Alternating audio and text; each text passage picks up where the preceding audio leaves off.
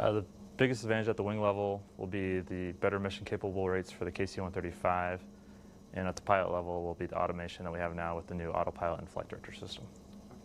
And I would say, I mean, I'm a drill status guardsman myself, okay. so I fly for American Airlines, and it will definitely translate better towards the airline type flying for the people, you know, that are airline pilots. It'll make the transition back and forth easier because the automation level that we're going to be having now is more similar to what the airlines have.